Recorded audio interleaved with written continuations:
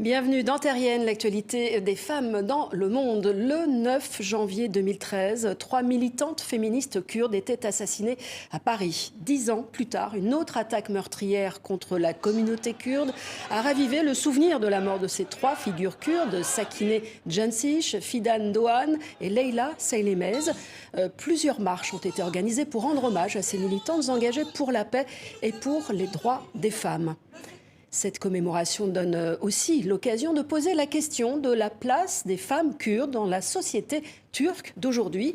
Sylvie Jean, la présidente de l'association France Kurdistan, nous dit ce qui a changé pour elle. Ce qui a changé, c'est la place qu'elles avaient déjà prise, mais qui s'est confirmée à travers tous ces combats depuis notamment 10 ans. Ce qui a changé, c'est le contexte qui est dû à leurs actions. Parce que non seulement elles n'ont pas été, comme le visait sûrement ce triple féminicide, abattues,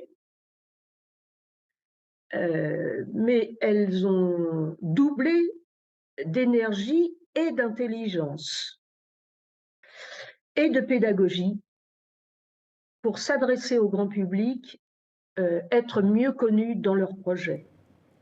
Et avec un peu plus de 40 millions d'individus, les Kurdes de Turquie composent la communauté kurde la plus importante dans le monde. Avec des projets novateurs prônant l'égalité femmes-hommes, les femmes kurdes ont réussi à faire bouger les lignes, mais ce n'était pas gagné d'avance. Elles se sont mises à considérer qu'elles avaient un rôle à jouer dans cette Turquie mosaïque avec toutes et tous. Elles ont voulu, à égalité, prendre des responsabilités au plus haut niveau, à l'Assemblée nationale et à la tête des mairies. Ça ne s'est pas fait en claquant des doigts. Ils ont été amenés à mener un grand débat sur cette question du partage des pouvoirs, du partage de la représentation, du partage des responsabilités. Donc, elles ont été très nombreuses. Elles ont mis en place ce système qu'on a appelé co-mère, c'est-à-dire diriger ensemble avec un homme et une femme. Elles ont travaillé en direct avec la population pour faire connaître leurs projets féministes et leurs projets du vivre ensemble.